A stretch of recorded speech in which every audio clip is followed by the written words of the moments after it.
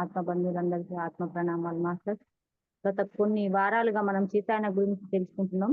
ఈ రోజు కూడా మరి కొంచెం వివరణ తెలుసుకుందాం మాస్టర్. మనము అంటే ఇంతకు ముందు మొన్న పోయిన వారం ఏం తెలుసుకున్నామంటే, మీనాక్షి నదికి వెళ్ళడము, అక్కడ ఆ సీతామాత రావడము, ఆమెకు అంటే ఆ నీటిలోంచి ఆమెను బయటకు తీసుకురావడము, తన సాల్వ ఇవ్వడము, ఇవన్నీ ఆ అంటే మీనాక్షికి తెలుస్తాయి అన్నట. మళ్ళీ సోమ ఏం చేస్తుంది అంటే, నీకు ఆ మాత వచ్చి ఆశీర్వాదం ఇచ్చింది, ఇదేంటి నీ సాల్వని సాక్ష్యము, ఆ మాత నీ దగ్గరికి వచ్చింది, నీకు ఆశీర్వాదం ఇచ్చింది అంటే మీనాక్షికి ఆరోగ్యం బాగుండదు. ఎట్లయినా ఆమె శరీరం వదిలే సమయం దగ్గరికి వస్తుంది కాబట్టి ఆ ఆమె సీతమ్మ తల్లి వెళ్ళేటప్పుడు అంటది కదా, నిన్ను నేను మళ్ళీ చూస్తాను అని. అందుకోసమే ఆ రకంగా వచ్చి ఆ మీనాక్షిని కలవడం జరుగుతుంది అన్నట్టు. మరి అలా ఆ మీనాక్షికి ఆశీర్వాదం ఇచ్చి వెళ్తుంది అమ్మ. సీతమ్మ తల్లి వెళ్ళినప్పుడు ఈమెకి ఏం అర్థం కాదు, మీనాక్షికి ఏం అర్థం కాదు. కాకపోతే ఎవరికి, సోమకు మాత్రము అన్ని ఆమెకు గ్రహించే శక్తి ఉంటది. ఎలా అంటే ఆ ఆ ఇప్పుడు ఏం జరుగుతుంది, ఇంకా అంటే ఇప్పుడు తర్వాత ఏం జరుగుతుంది, అంటే మీనాక్షి ఇంకా ఎన్ని రోజులు ఉంటది అన్న విషయం కూడా సీతామాతకి ఎంత తెలుసో సోమకు కూడా అలా, అంటే అంత కాకుండా కొంచెం ఎక్కువ అంటే గ్రహించే శక్తి ఉంది అన్నట్టు. ఆమెకు తెలుసు అంటే ఈ మీనాక్షి ఇంక ఎక్కువ రోజులు ఉండది అని ఆమె. అందుకోసమే నువ్వు నది వద్దకు వెళ్ళుమని చెప్పి సలహా ఇచ్చి పంపిస్తే, అక్కడ సీతమ్మ తల్లి ఈమెను కలిసి అంటే ఆశీర్వాదం ఇచ్చినట్టు అయితే, ఈమె ఏంటి అంటే ఇక అదే అపోహలో ఉంటది. అంటే నేను ఇన్ని రోజులు ఏమంటే నేను అన్ని సీతమ్మ తల్లి వచ్చేదాకా నేను బ్రతుకుతానా అనుకుంటది. కానీ ఇప్పుడు ఏంటి అంటే ఆమెకు ఒక తృప్తి అన్నది కలిగింది అన్నట్టు. మీనాక్షికి ఎలా అంటే నన్ను మాత కలిసింది అన్న తృప్తి కలుగుతుంది అన్నట్టు. ఇప్పుడు ఏమంటుంది, సోమ అడుగుతుంది, నీ కోరికలన్నీ తీరిపోయినాయి కదా మీనాక్షి, ఇక నీకేం కోరికలు లేవు కదా అంటే, నిన్ను అంటే సీతమ్మ తల్లి కూడా కలిసింది కాబట్టి నీ కోరికలన్నీ తీరిపోయినాయి కదా అని సోమ అడిగినప్పుడు మీనాక్షి మెల్లగా తల ఊపుతుంది అన్నట్టు. అంటే ఆమెకు ఓపిక ఇక నశించిపోతుంది, ఎందుకంటే వయసు ఓ, ఎక్కువ ఉంది కదా. అందుకోసమే సీతమ్మ తల్లి అంటే నన్ను నచ్చి కలిసిందన్న ఒక ఆమె ఉంటది అన్నట్టు, ఒక నమ్మకంతో. అందుకోసమే మెల్లగా తల అట్లా ఊపి, అంటే మాట్లాడంత లేదు ఆమెకు, అవును అన్నట్టు తలాడిస్తుంది అన్నట్టు. అంటే ఏమంటది అంటే, నాకు భవిష్యత్తులో ఒకే ఒక కోరిక సోమ అని చెప్తుంది. ఆ కోరిక ఏంటి అంటే ఆ అంటే మాతను నేను కలవలేను అని ఇన్ని రోజులు అనుకున్నా, అది ఒకటే కోరుకుండే నాకు, కానీ అది కూడా ఇప్పుడు తీరిపోయింది అన్నట్టు చెప్తుంది అన్నట్టు అని చెప్పి మెల్లగా నిద్రలోకి జారిపోతుంది మీనాక్షి. మరి అక్కడనే సోమ అక్కడ పక్కనే కూర్చుంటది. ఆమె నిద్రలోకి వెళ్ళినా కానీ, అంటే ఆమె పరిస్థితి బాగా లేదని ఆమె పక్కనే కూర్చుంటది. కానీ మళ్ళీ ఈ సోమ మీనాక్షి నిద్ర ఎంతసేపు అంటే ఎంతసేపు నిద్రలో ఉన్నా గానీ అంతసేపు ఆ పక్కనే కూర్చుంటది సోమ. మరి ఈమెకు మెలకువ రాగానే ఏంటి అంటే ఆమె ఒక కలగంటది అన్నట్టు. మీనాక్షి కలగని ఆ కళ సోమకి చెప్తుంది. ఎలా అంటే మీనాక్షి, మనము ఎలా అంటే మిధుల్లో ఉన్నామట. సేమ్ అంటే మిథులలో ఉన్నప్పుడు సీతమ్మ తల్లికి పెళ్లి కాకముందు వీళ్ళందరూ ఎప్పుడు అరణ్యంకి వెళ్ళి అక్కడ ఆ అరణ్యంలో ఆ చెట్ల మధ్యలో తిరగడము, అక్కడ అదంతా ఉంటది కదా. అట్లనే సేమ్ మళ్ళా అదే ప్లేస్ లోకి వెళ్ళాము, అరణ్యంలోకి వెళ్ళాము, అదే జ్ఞాపకం. అంటే అమ్మ అంటే సీతమ్మ తల్లి, నువ్వు నేను కలిసి మరి అక్కడనే ఉన్నట్టు నాకు నేను చక్కటి కలగన్నా అని చెప్తా అన్నట్టు. అంటే ఆమెకు మాట్లాడలేం లేదు, ఒక నీరసంగా ఏదో ఓపిక తెచ్చుకొని అలా మెల్లగా నీరసమైన స్వరంతో చెప్తా అన్నట్టు. చెప్పినప్పుడు మీనాక్షి సోమ అంటది మీనాక్షి, అవునా మంచి అంటే నీకు మంచి ఆ ఆ స్వప్నం వచ్చింది అన్నట్టు అంటది అన్నట్టు సోమ అని. మళ్ళీ ఏంటి అంటే ఇక్కడ ఆమె అంటే ఇప్పుడు ఆ ఆ మీనాక్షి మీనాక్షి ఏమో ఎప్పుడు కూడా ఆ మిధుల గురించి ఆలోచిస్తుంది, కానీ సోమ ఎక్కడుంటే అక్కడనే వాస్తవం అన్నట్టు చూస్తుంది అన్నట్టు. ఇక్కడ మళ్ళీ మీనాక్షి ఏమంటది అంటే, మిథుల గురించి మీనాక్షికి చెప్తుంది ఎవరు, సోమ, మిథుల గురించి నువ్వు ఆలోచించకు, ఇప్పుడు నువ్వు అయోధ్యలో ఉన్నావు కాబట్టి దీని గురించి నువ్వు ఆలోచించు, మాత అంటే మాతకు సేవ చేస్తున్నట్టే నువ్వు అనుకో అని అన్నప్పుడు సోమ ఏమంటదంటే, నేను ఎప్పుడు కూడా ఈ అయోధ్యను నేను ఊహించుకోలేను, అంటే మిథుల లెక్క నేను ఊహించుకోలేను అని అంటది మీనాక్షి. అన్నప్పుడు కానీ ఇప్పుడు ఈ అయోధ్య నేను ఎప్పుడు కూడా అంటే మిథుల అంటే వాళ్ళ సొంత ఇంటి లెక్క ఉందురు కదా. ఈ అయోధ్య నేను ఎప్పుడు కూడా నా ఇంటి లెక్క నేను ఊహించుకోలేనని చెప్తాది అన్నట్టు మీనాక్షి. నేను ఎప్పుడు అనుకోను కూడా, అనుకోను అని చెప్తుంది. చెప్పినప్పుడు సోమ ఏమంటదంటే, అనుకోవాలి మీనాక్షి, నువ్వు అనుకోవాలి, అనుకుంటావు కూడా అంటది. అంటే ఈమెకు జరగబోయేది తెలుసు. ఎవరికి? సోమకు తెలుసు. అంటే ఈమె అంటే జీవితం సాలించినాక ఏం జరుగుతుందో కూడా తెలుసు కాబట్టి నువ్వు అనుకుంటావు, అనుకోవాలి కూడా అని చెప్తాది అన్నట్టు. చెప్పినప్పుడు నువ్వు ఇక్కడే ఉండు అని మెల్లగా అంటే గొంతు ఆమెకు వెళ్తలేదు అన్నట్టు, శక్తి లేనట్లుగా మెల్లగా అంటది అన్నట్టు. సోమ కొన్ని నిమిషాలు మౌనంగా ఉండి ఏమంటదంటే, నాకు అంటే ఆ మీనాక్షి అంటుంది. సోమ ఈమె అన్నగాని మౌనంగా ఉంటది అట్లనే. ఉన్నప్పుడు ఈమె ఏమంటదంటే, నాకు ప్రియమైన స్నేహితురాలు అంటే సోమనే. అంటే ఇంత మంచి స్నేహితురాలు ఎక్కడ ఉండదు. అంటే ప్రతి విషయంలో నాకెంతో సహాయం చేస్తది స్నేహితురాలు సోమ. మరి ఇటువంటి ఈమె అంటే సన్నిహితం అంటే ఈమె నాతో ఉండడము అంటే మాతతోని ఉన్నట్టే నాకు అనిపిస్తది. ఎప్పుడు నేను మాతతోని ఎలా ఉన్నప్పుడు అలా ఫీల్ అయితానో మీ సోమతోని ఉన్నప్పుడు కూడా నాకు అలానే అనిపిస్తది. ఇంత మంచి స్నేహితురాలు దొరకడం నాకు అదృష్టంగా భావిస్తున్నా అనుకుంటది ఈ మీనాక్షి. మరి ఎలా అంటే ఇప్పుడు ఆమెకు ఈరోజు ఉదయం అంటే ఆమె వద్దకు ఎందుకు వచ్చిందంటే, ఇప్పుడు ఈ సోమ అంటే దూరంగా ఈమెకు అంటే దూర ఆలోచనలు ఉంటాయన్నట్టు. ఏం జరుగుతది? ఏం కథ? అని దూరంగా అంటే ఏదో దూర ఇట్లా చూస్తూ ఆలోచించినట్టు తల పట్టుకొని చెప్తాదన్నట్టు. అంటే సీతమ్మ అంటే ప్రేమ. అంటే ఒక ప్రేమతో కూడిన ఆమె మాత అంటేనే ఒక ప్రేమతో కూడిన ఒక శక్తి. ఆమె అంటే మరి అది ఎట్లా అంటే స్వయంగా ఆమెనే. ఇప్పుడు సీతమ్మ అంటే స్వయంగా అంటే అందరికి ప్రేమ పంచుతది. నీకు నాకు నీకు నాకే కాదు, ప్రతి ఒక్కరికి ప్రేమ వస్తది. అందరి పైన అంటే అందరి పైన అంటే ఒక మానవులే కాదు, సకల జీవరాశుల పైన కూడా ప్రేమ పంచుతది. అంటే అంటే పైకి ఇలా హ్మ్. నువ్వు నేను మన అమ్మ దగ్గర ఉన్నాము అనుకుంటాం కానీ, మరి సకల జీవరాశులకు కూడా ప్రేమ పంచుతది. అంటే మనమంతా ఆమె పిల్లలమే కదా! మరి మనం అందరం ఆమె పిల్లలమైనప్పుడు ఎందుకు ఎవరి మీద తేడా చూపిస్తది? మాత ఎవరి మీద కూడా తేడా చూపించదు అని చెప్తూ ఆమె వైపు తిరుగుతదన్నట్టు. తిరిగినప్పుడు ఈమె మాత జన్మ తీసుకున్నది ఎందుకోసము అంటే మీనాక్షికి ఆమెకు అసలు హ్మ్. ఏది కూడా ఆలోచించదు. ఒక్కటేంటి ఒక్కదాని మీదనే ఉంటది. మాత ఇక్కడ లేదు గదా! మాత దూరం ఉంది గదా! అంటది. ప్రతి విషయంలో సోమ ఎన్నో సార్లు చెప్తది మీనాక్షి కూడా. "నువ్వెప్పుడు కూడా మాత ఇక్కడ లేదని నువ్వు అస్సలు అనుకోకు. మనతోనే ఉంటది. మనం ఎప్పుడు మాతతోనే ఉంటాము. అనుకో" అని అన్నగాని ఆమె ఎప్పుడు కూడా అదే మాట అంటది. అంటే ఇప్పుడు మీనాక్షికి కళ్ళల్లో మందిచ్చినప్పుడు కూడా "ఇది నీకెక్కడిది?" అని అడిగినప్పుడు మాటిచ్చిందంటే, మాతిక్కడ లేదు గదా! నీకెలా ఇచ్చింది? అన్నీ అంటే ఇట్లనే ఉంటాయి ఆమెకు. కానీ ఒక సోమ మాత్రము మాత ఎక్కడో లేదు, మాతోనే ఉంది, మా మధ్యనే ఉంది. అంటే ఆత్మపరంగా మాతోనే ఉంది ఆమె అని ఆమె ఎంతో నమ్మకం కొద్దీ ఉంటది సోమ. అందుకోసమే ఇక్కడ చెప్తుంది. అంటే మనమంతా మాత పిల్లలమే గదా! ప్రతి జీవరాశి మీద ఆమె ప్రేమ చూపుతది. ఎవరి మీద తేడా చూపదు అని చెప్తుందన్నట్టు ఇక్కడ. ఆమె ఎందుకోసం ఈ భూమి మీదకొచ్చింది? ఆమె ఎందుకోసం జన్మ తీసుకున్నది? అంటే ప్రేమను మేల్కొల్పడానికే ఇక్కడ జన్మ తీసుకున్నది. దేవలోకాలు అంటే దేవలోకంలో చుట్టి ఉన్న ఆ ప్రేమను ఈ భూమి మీద జాగృతం చేయడానికే జన్మ తీసుకున్నది అని మీనాక్షికి చెప్తుందన్నట్టు. జీవితంలో ప్రతి క్షణం ఆమె అదే చేస్తుంది. అంటే ఆమె పుట్టిన నుంచి ప్రతి క్షణము ఆమె ప్రేమ పంచడమే చేస్తుంది. అంటే ఒక మనుషులకే కాదు, ప్రతి జీవరాశికి ఆమె మరి ప్రేమ పంచడమే చేస్తుంది అని ఇక్కడ చెప్తుందన్నట్టు మీనాక్షికి. మరిక్కడ ఏమంటుందంటే నేను అర్థం చేసుకున్నది ఏంటిదంటే దేవలోకాల గురించి నాకేం తెలియదు మీనాక్షి. సారీ. దేవలోకాల గురించి నాకేం తెలియదు సోమ. మరి మాత అయోధ్యను వదిలి వెళ్ళేటప్పుడు మరి అన్న మాటలు నాకు జ్ఞాపకం వచ్చాయి. నన్ను మళ్ళీ మళ్ళీ అంటే ఆమె చెప్పింది. అంటే నువ్వు నన్ను మళ్ళీ చూస్తావని చెప్పింది. అంటే ఇప్పుడు ఆమె అచ్చింది అంటే ఇప్పుడు నన్ను ఆమె కలిసింది అంటే నాకు ఆమె శాల్వా ఇచ్చింది అంటే ఏమిటి అంటే ఇప్పుడు నేను ఈ జన్మకు అంటే ఈ జన్మ భారాన్ని నేను అంటే ఇప్పుడు ఈ జన్మ అది తీరిపోయింది నాకు ఇక్కడికి అని అనుకుంటుందన్నట్టు.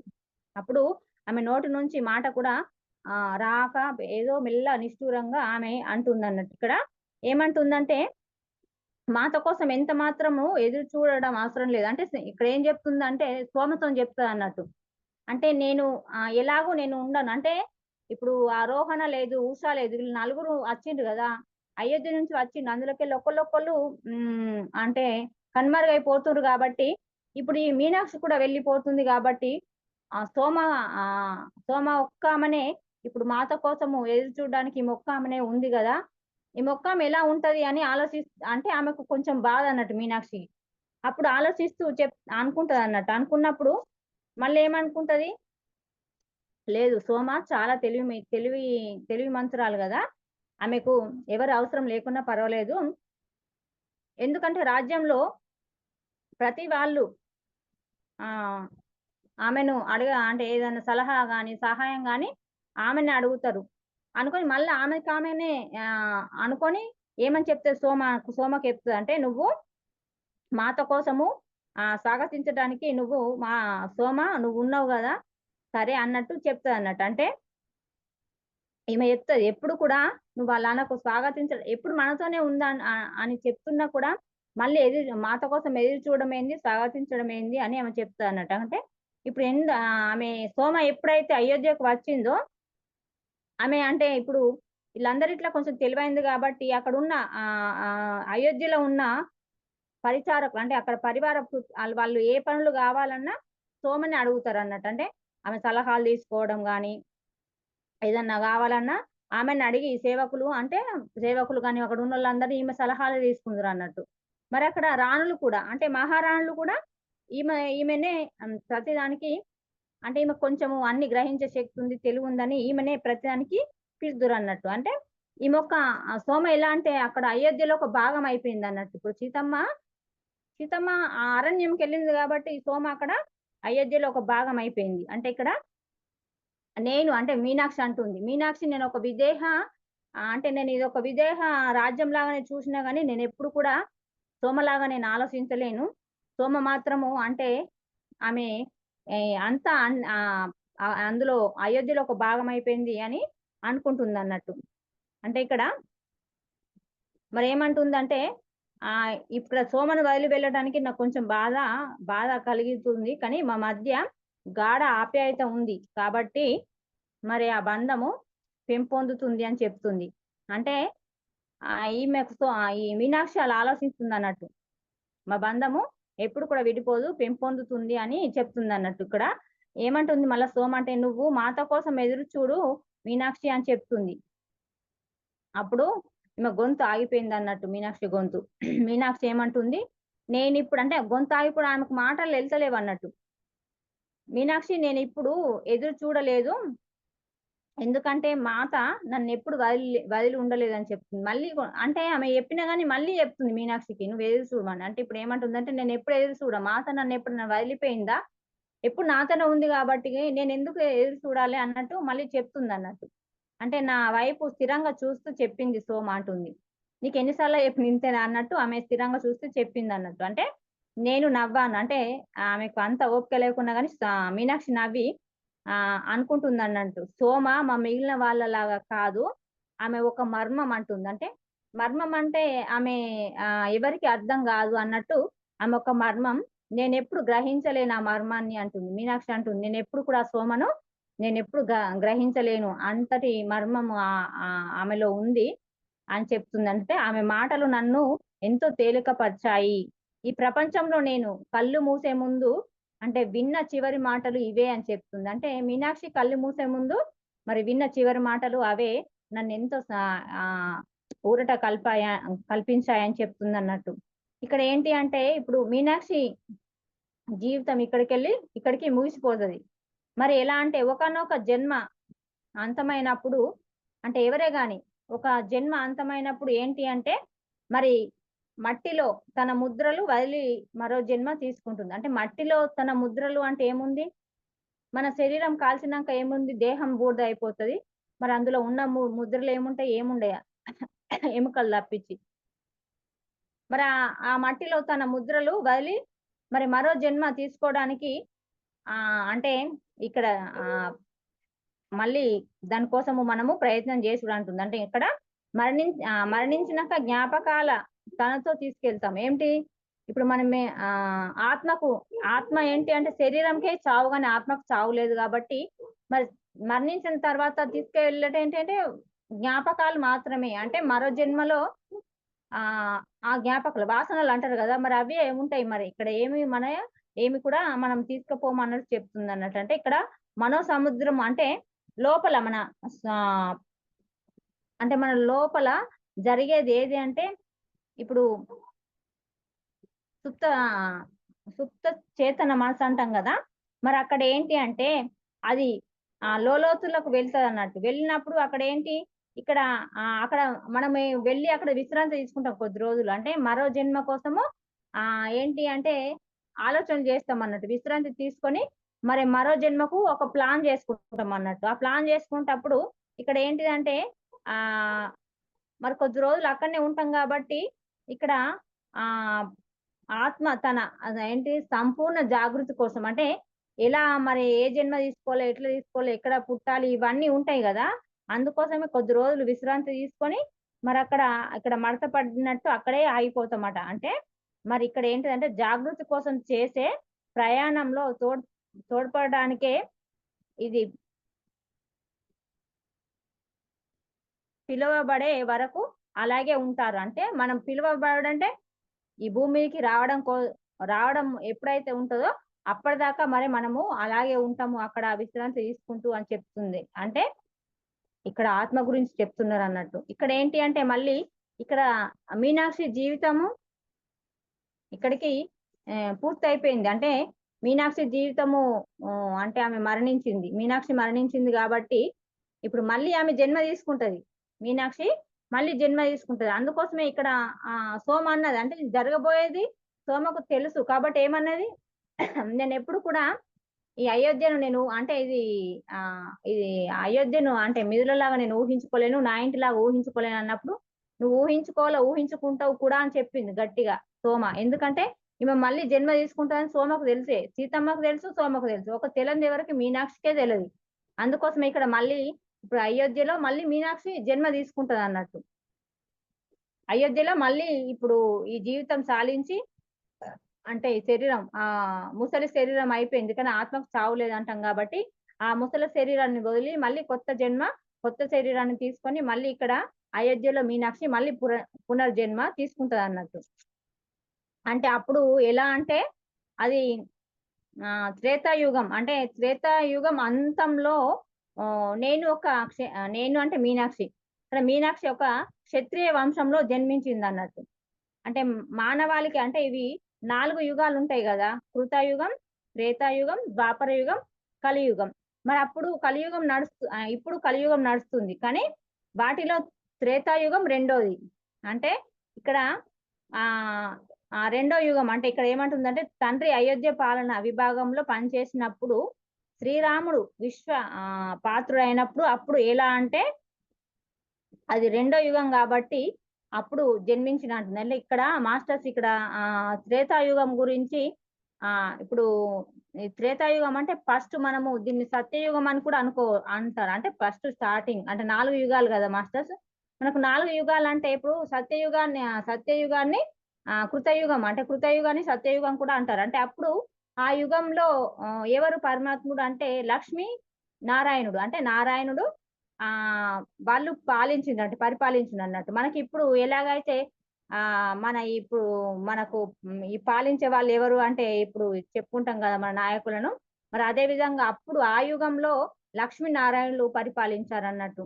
అంటే అప్పటికి దానికి కాల పరిమితి అంటే 4,32,000 అంటే దాన్ని అంటే అప్పుడు సత్యయుగంలో ధర్మం 4 పాదాల మీద నడిచింది అన్నట్టు. దాన్ని 4 పాదాల మీద నడిచినప్పుడు దాన్ని 4వ భాగం ఇలా చేస్తే ఎలా అంటే ఇక్కడ 1,17,17 ఇక్కడ ఏంటి 17,28,000 అలా. అంటే దీన్ని అంటే 8,000 సంవత్సరాల యుగము. ఎలా అంటే ఆ ధర్మము 8,000 సంవత్సరాలు ఈ యుగము అంటే ఆ యుగంలో ధర్మము 4 పాదాల మీద నడిచిందట మాస్టర్స్. అంటే అప్పుడు ఇప్పుడు అంటే అంటారు కదా, అంటే ధర్మము 4 పాదాల మీద నడిచినప్పుడే మంచిగుంటదని ఇట్లా అంటారు కదా. అదే విధంగా అంటే సత్యయుగంలో అంటే కృతయుగంలో అప్పుడు ఇది ధర్మము ఎలా అంటే 4 పాదాల మీద నడిచిందట. అంటే అప్పుడు ప్రజలకు ఎలాంటి బాధలు లేవు, ఈతి బాధలు లేవు, కష్టాలు లేవు. అందరు ప్రజలు ఎలా అంటే సుఖ సంతోషాలతో ఉన్నారు. అంటే అది ధర్మం 4 పాదాల మీద నడిచింది కాబట్టి అప్పుడు సుఖ సంతోషాలతో ఉన్నారు ప్రజలు, ఎలాంటి బాధలు లేకుండా ఉన్నారు. అకాల మరణాలు కూడా లేవు. అంటే ఆ కృతయుగంలో అలాంటివి కూడా అకాల మరణాలు లేవు. అంటే ఇక్కడ రెండవది త్రేతాయుగం. త్రేతాయుగం అంటే మరి త్రేతాయుగంలో భగవంతుడు ఎవరు అంటే శ్రీరామచంద్ర ప్రభులే. అప్పుడు ఆ మాస్టర్స్ అప్పుడు ఏంటి అంటే ఈ రాముడు ఈ యుగానికి ఎందుకు వచ్చిండు అంటే ఆ యుగంలో ఈ పరమాత్ముడు రాముని అవతారం ఎందుకు తీసుకున్నాడు అంటే ఇక్కడ రావణాసురుణ్ణి సంహరించాలి. అక్కడ రావణాసురుణ్ణి సంహరించాలి అన్నప్పుడు మరి అక్కడ రావణాసురుణ్ణి అంటే వాడు చేస్తే అంటే అరాచకాలు అంత ఇంత లేవు కాబట్టి ఇవన్నీ సంహరిస్తేనే మరి ఇక్కడ ధర్మ సంస్థాపన అక్కడ నెలకొల్పబడుతుంది. కాబట్టి రాముడు మరి ఈ ఏంటి అంటే త్రేతాయుగంలో జన్మ తీసుకొని రావడం అవుతుంది అన్నట్టు. అంటే ఆ యుగ పరిమితి అంటే ఆ కాల పరిమితి ఆ యుగానికి త్రేతాయుగానికి కాల పరిమితి ఏంటి అంటే ఇక్కడ 4,32,000. అంటే దాన్ని 3 భాగాలు చేస్తే మళ్ళీ ఇక్కడ ఏంటి మాస్టర్స్ అంటే 12,96,000 అనగా అంటే ఈ ఈ ధర్మము 3 పాదాల మీద నడిచింది అన్నట్టు. అప్పుడు 3 పాదాల మీద నడిచిందట మాస్టర్స్. ఇది నాకు తెలిసింది కాక అంటే గురువులు చెప్పిందే నేను చెప్తున్నా. ఇంకా కొంచెం దీన్ని లోతుల్లో అర్థం చేసుకొని మళ్ళీ ఒకసారి తీసుకోవాలి దీని గురించి క్లాసు. అంటే యుగాల గురించి ఆ అంటే ఒక్క యుగంకు బ్రహ్మకు పగలు ఏమో అంటారు. అది పూర్తిగా నాకు ఇంకా తెలియదు. ఇక్కడ ఉన్నది మీకు చెప్తున్నా మాస్టర్స్. అంటే ఇప్పుడు అప్పుడు ఏంటి అంటే 3 పాదాల మీద రాముడు ఉన్నప్పుడు ఏంటంటే 3 పాదాల మీద ధర్మం నడిచిందట మాస్టర్స్. అంటే ఆ యుగము ఎలా అంటే మరి రాముడు ఉన్నాడు కాబట్టి అది 3 పాదాలు అంటే ఇప్పుడు 4 పాదాల మీద నడిచింది 3 పాదాలకు వచ్చింది అన్నట్టు. మరి ఇక్కడ మాస్టర్స్ ఇక్కడ ఏంటి అంటే ఇంకోటి ఏంటి మనకు ఇక్కడ ఈ 3 పాదాల మీద నడిచినప్పుడు మనకు అంటే మూడవది ఏంటి ద్వాపర యుగం. ద్వాపర యుగము ఎలా అంటే ఇది ద్వాపర యుగానికి ఎవరు మనకు కృష్ణ పరమాత్ముడు. కృష్ణ పరమాత్ముడు ఆ అందుకు అక్కడ పరిపాలన చేసేందుకు ఉన్నాడు కాబట్టి మరి ఇక్కడ ఇదేంటి అంటే దీని కాల పరిమితి ఎంత అంటే 4,32,000 మాస్టర్స్. వీటిని డబల్ చేస్తే 8,64,000. అంటే ఇది ఇట్లా అంటే ఏంటి అంటే ఈ ధర్మము అంటే ఇది ఈ ఇన్ని లక్షల కాల పరిమితి ఎలా అంటే 5,000 సంవత్సరాలు ధర్మము 2 పాదాల మీద నడిచిందట మాస్టర్స్. అంటే 5,000 సంవత్సరాలు అంటే 2 పాదాల మీద ధర్మం నడిచిందట. అప్పుడు ద్వాపర యుగానికి కృష్ణ పరమాత్మ కాబట్టి అప్పుడు 2 పాదాల మీద నడిచింది. మరి అది ఆ కాల పరిమితి అంటే ఆ ద్వాపర యుగము ముగిసే వరకల్లా ఈ కలియుగం అంటే కలియుగం ఆరంభం అయ్యే సమయానికి ఎవరు కృష్ణ పరమాత్మ జీవితం సాలిస్తాడు అన్నట్టు. అంటే ఇప్పుడు మనం అనుకుంటే ఇప్పుడు స్టార్టింగ్ నుంచి చూస్తే లక్ష్మీనారాయణుడు అంటే అంతే అవతారాలు మార్చుకుంటూ వచ్చాడు. కానీ అంతా ఒకడే, దేవుడు ఒక్కడే, ధర్మం ఒక్కడే. కాకపోతే ఎందుకంటే మన మానవుల వల్ల ధర్మము అంటే తగ్గుకుంటూ వచ్చింది. 4 పాదాలు ఉన్నది 3 పాదాలకు వచ్చింది, 3 పాదాల మీద 2 పాదాలకు వచ్చింది. ఇప్పుడు అంటే ఇప్పుడు లక్ష్మీనారాయణుడు అంటే విష్ణువే, రాముడు అంటే విష్ణువే, ఇప్పుడు కృష్ణుడు అన్న విష్ణువే. అంటే వాళ్ళు మన కోసం మానవుల కోసం వాళ్ళు అవతారాలు మార్చుకుంటూ వచ్చిండ్రు. ఇప్పుడు మరి 4వ యుగం ఏంటి అంటే కలియుగం. ఈ కలియుగంలో కలికి అవతారం వేసింది కూడా పరమాత్మనే. అంటే ఎలా అంటే ఈ కలి పరిపాలనలో ఎలా ఉంటది అని మనకు ఇది ఒక రకమైన అంటే ఘోరంగా ఉంటది కాబట్టి అందుకోసమే రాబోయే యుగం కోసమే వీళ్ళు ముందు జాగ్రత్త పడి ధ్యానాన్ని మనకు అందించిండ్రు. అంటే ఇది అంటే ఒకటో పాదం మీద నడుస్తుంది అన్నట్టు ఈ కలియుగం. అందుకోసమే ఇక్కడ దీని కాలి పరిమితి ఎంత అంటే మాస్టర్స్ ఇక్కడ 4,32,000. అంటే ఇది 5,000 సంవత్సరాలు దీని కాల పరిమితి మాస్టర్స్. అందుకోసమే ఇది మళ్ళీ ఇప్పుడు కలియుగం అంటే ఈ కలియుగము పూర్తయిన తర్వాత మళ్ళీ తిరిగి సత్యయుగంలోకి మళ్ళీ మనము ప్రారంభం అంటే సత్యయుగం మళ్ళీ ప్రారంభం చేసుకోబోతున్నాం కాబట్టి అందుకోసమే ఎందుకంటే ఇప్పుడు ఇవన్నీ రూపుమాపుకోవాలి. అంటే ఏంటి అంటే హింస గాని ఇవన్నీ అవన్నీ తగ్గించుకుంటా మన మంచి మార్గంలో నడవడానికే మనకి ధ్యానము, జ్ఞాన ప్రసారము మనకు అందించారు మాస్టర్స్. అంటే ఇక్కడ సీతమ్మ కూడా అంటే సీతారాములు అంటే మనం ఇప్పుడు మనకేంటి అంటే ఈ పత్రిక రచి అందించారు అని అనుకుంటున్నాం కానీ నేను ఒక వీడియో విన్నా మాస్టర్స్. అంటే వీళ్ళు జన్మ తీసుకున్నప్పుడు మరి ఇందులో పుస్తకంలో ఎక్కడ అత్తది కావచ్చు ఆ సబ్జెక్టు. వాళ్ళు ఆలోచించరు అంటే మానవులు ఈ కలియుగంలో మానవులు చాలా బాధలు పడతారు.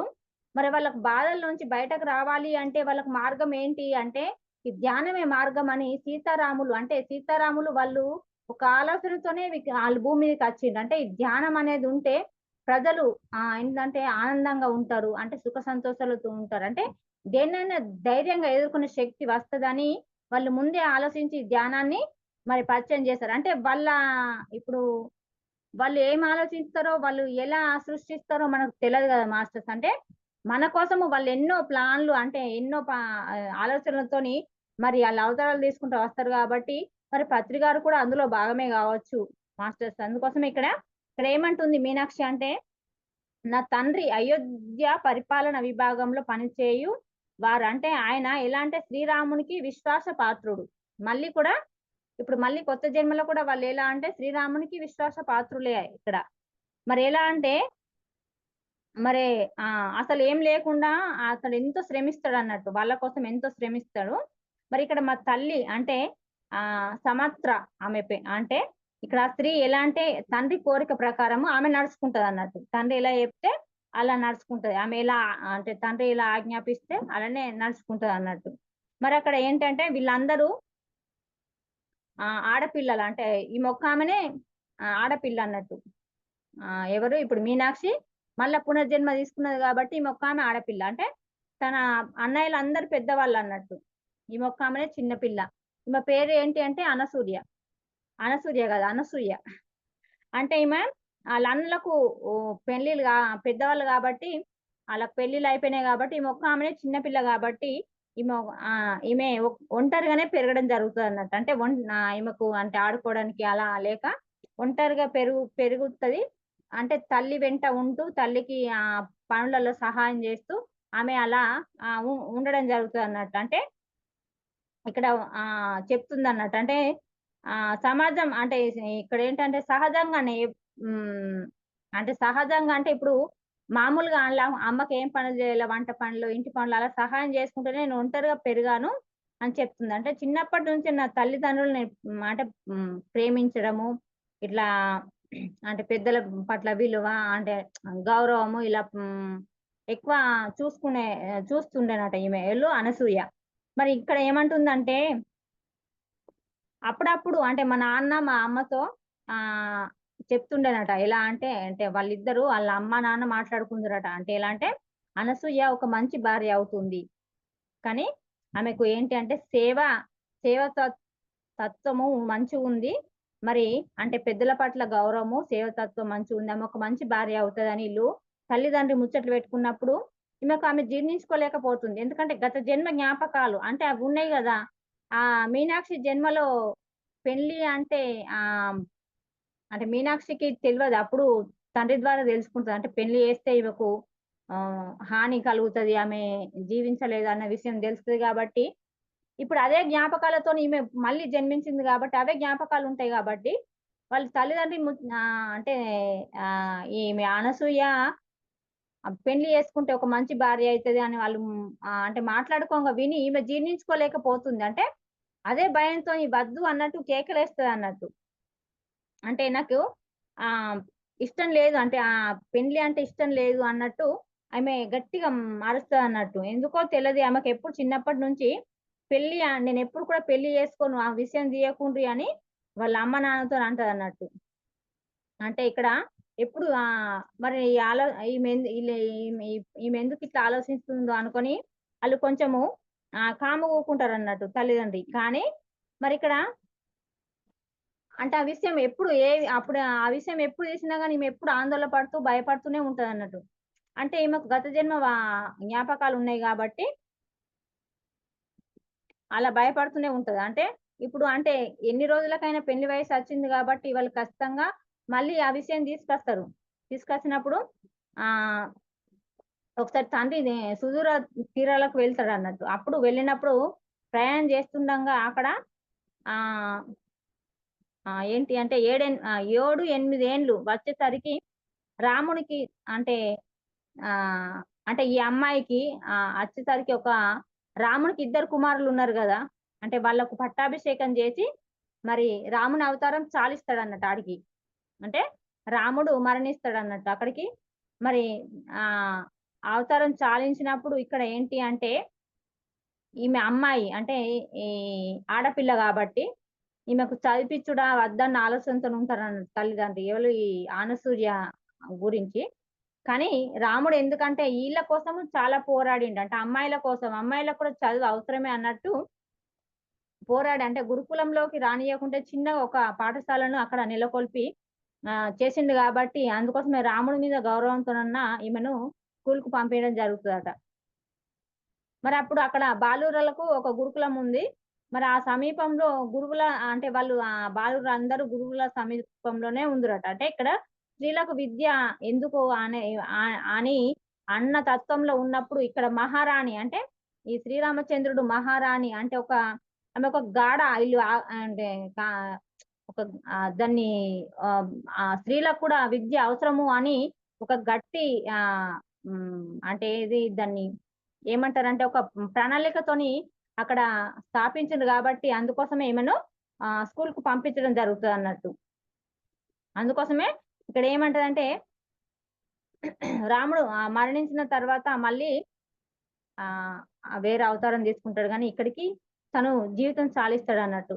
మరిక్కడ రాముడు అంటే బాలికల విద్య నేర్చుకోవడం కోసమే ఇక్కడ ఏర్పాటు చేసిండు. అందుకోసమే ఇక్కడ మేమందరం ఇక్కడ చదువుకుంటున్నామని చెప్తుందన్నట్టు. కానీ ఇక్కడేమంటుంది మళ్ళీ అంటే, బాలికల కోసం ఇంటి నుంచి వచ్చి వెళ్ళే ఒక చిన్న పాఠశాల స్థాపించాడు రాముడు. అంటే ఇక్కడ రాముని పరిపాలనలో విద్యాభ్యాసము వికసించిన వికసించుడు మొదలైంది.